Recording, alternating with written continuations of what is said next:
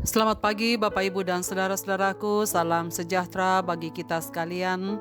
Apa kabar pagi ini? Harapan dan doa saya kita semua sudah bangun dengan sehat, dengan sukacita dan damai sejahtera, memandang hari ini dalam anugerah Tuhan. Senang sekali saya menjumpai Bapak Ibu dan saudara-saudaraku sebelum kita melanjutkan aktivitas kita di hari ini. Kiranya firman yang akan kita dengarkan menjadi pandu kita untuk berjalan seturut dengan kehendak Tuhan. Pagi hari ini saya mengajak kita semua untuk merenungkan Matius pasal 5 ayat 43 sampai 48. Kamu telah mendengar firman, kasihilah sesamamu manusia dan bencilah musuhmu. Tetapi aku berkata kepadamu, kasihilah musuhmu dan berdoalah bagi mereka yang menganiaya kamu. Karena dengan demikianlah kamu menjadi anak-anak Bapamu yang di sorga, yang menerbitkan matahari bagi orang yang jahat dan orang baik, dan menurunkan hujan bagi orang yang benar dan orang yang tidak benar. Apabila kamu mengasihi orang yang mengasihi kamu, apakah upahmu? Bukankah pemungut cukai juga berbuat demikian? Dan apabila kamu hanya memberi salam kepada saudara-saudaramu saja, apakah lebihnya daripada perbuatan orang lain? Bukankah orang yang tidak mengenal Allahmu pun berbuat demikian? Karena itu haruslah kamu sempurna, sama seperti Bapamu yang di sorga adalah sempurna. Reformasi hukum kasih. Saudara-saudaraku, pendengar renungan pagi yang dikasihi Tuhan, jika kita boleh jujur, siapakah yang paling mudah kita kasihi? Apakah orang-orang terdekat kita? Atau orang-orang yang pernah berbuat baik kepada kita? Atau anggota keluarga kita? Tentu ini semua tidak salah, saudara-saudara. Tetapi Tuhan Yesus hendak mengajarkan kepada kita, kita harus lebih dari itu. Lalu bagaimanakah konsep mengasihi di mata Tuhan Yesus? Bagian ini memberikan kesimpulan sekaligus tantangan baru bagi kita semua. Kegenapan dari hukum Taurat adalah kasih. Siapa yang menjalankan Taurat pasti akan mengasihi. Siapa yang tidak menjalankan Taurat, dia tentu tidak sungguh-sungguh mengasihi. Jika Taurat digenapi di dalam tindakan mengasihi, maka perintah Tuhan Yesus menajamkan kembali tentang siapa yang harus kita kasihi. Kamu telah mendengar firman. Yesus sedang menunjuk kepada firman yang lama yang mereka sudah kenal di Taurat. Lalu ia mengatakan, tetapi aku berkata kepadamu firman yang baru. Jelas dua kalimat ini adalah kontras satu dengan yang lain. Yesus sengaja menggunakan kalimat ini untuk membandingkan hukum yang sebelumnya dan hukum baru yang sedang ia ajarkan. Jelas Tuhan Yesus memberikan hukum baru sebagai kegenapan dan kesempurnaan hukum Taurat itu. Jadi bagian ini menjadi kesimpulan yang Tuhan Yesus ajarkan kepada murid-muridnya mengenai pengertian hukum Taurat yang sejati.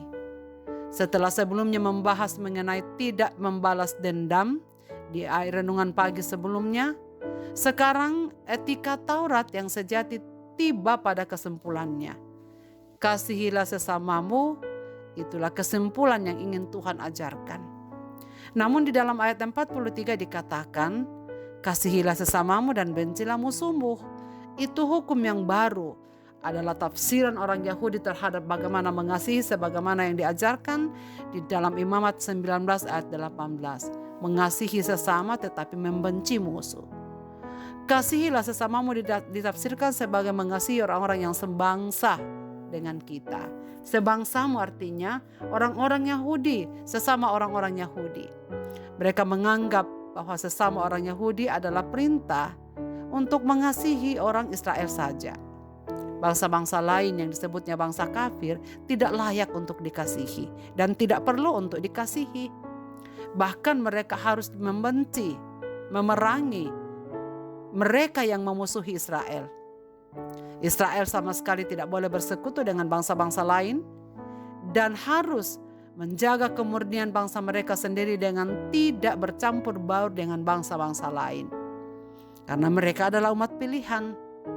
Tetapi sekarang Tuhan Yesus telah datang dan belas kasihan alam yang baru bagi segenap bangsa-bangsa yang lain semakin terbuka. Seperti yang telah Dia janjikan kepada Abraham di dalam Kejadian pasal 12 ayat 3. Saudara sekalian, dalam teks ini ada dua hal yang Yesus ingin ajarkan kepada kita bagaimana mengasihi dalam versi yang baru di mata pemandangan Yesus. Yang pertama adalah marilah kita belajar mengasihi orang yang membenci kita, yang sebelumnya diajarkan supaya kita membenci musuh. Kita punya musuh, orang yang membenci kita tanpa alasan, atau kita mengenal orang-orang yang sangat jahat dan menyakiti serta menindas kita. Saudara-saudaraku, kepada mereka lah hukum ini diberikan, mengasihi mereka. Saudara-saudaraku, maukah kita memulai komitmen untuk mendoakan dia? Yesus mengatakan, kasihilah musuhmu, doakanlah mereka. Memberitakan Injil kepada dia dan terus mengasihi dia hingga dia mau datang kepada Tuhan Yesus. Tidak ada jalan lain. Kita mau menang atas dosa, mau dengan setia melakukan kehendak Allah di dalam Taurat, mau menyenangkan hati Allah, mau hidup berkenan kepada Allah, dan mau mengatakan bukan keinginanku yang jadi, tetapi keinginan Tuhanlah yang jadi dalam hidup ini. Kita harus melakukan hal ini, saudara sekalian, mendoakan orang yang membenci dan menindas kita, mengasihi mereka dan memenangkan mereka bagi Kristus. Prinsip mengasihi yang kedua di mata Yesus adalah mari kita sama-sama belajar mengasihi dan memperhatikan orang-orang yang latar belakang berbeda sama sekali dengan kita. Bahkan mereka yang sama sekali tidak layak untuk membalas kasih kita. Jika kita hanya akrab dengan orang-orang yang berlatar belakang sama dengan kita, atau orang-orang yang terdekat dengan kita, sesuku kita, anggota keluarga kita, saudara-saudara kita, Yesus mengatakan, apakah bedanya dengan orang-orang lain di dunia ini? Sebab Yesus mengatakan kamu harus lebih dari itu. Jika kita hanya mengasihi orang-orang yang dapat membalas kebaikan kita, atau jika kita hanya mengasihi orang-orang yang pernah berbuat yang sama dengan kita, apakah bedanya kita dengan orang-orang dunia ini? Karena itu Tuhan Yesus datang ke dalam dunia yang gelap karena dosa. Sebab Ia ingin mengajarkan prinsip mengasihi yang baru. Mengasihi orang yang sama sekali berbeda dengan kita. Mengasihi orang-orang yang tak sanggup membalas segala kebaikan kita. Mengasihi orang-orang yang membenci kita. Jika Yesus hanya mau akrab dengan orang-orang yang di sorga, maka Dia tidak akan mungkin mau datang ke dalam dunia ini untuk mengalami segala bentuk keterbatasan dan kelemahan manusia, bahkan penderitaan yang tidak akan pernah ada lagi yang dapat merasakannya di dunia ini. Penderitaan lebih daripada penderitaan manusia biasa. Saudara-saudaraku, Tuhan Yesus mengajar kita dengan hukum yang baru. Mengasihi orang yang sulit kita kasihi dan yang tak mungkin membalas kebaikan kita. Kepada orang yang paling sulit akrab dengan kita,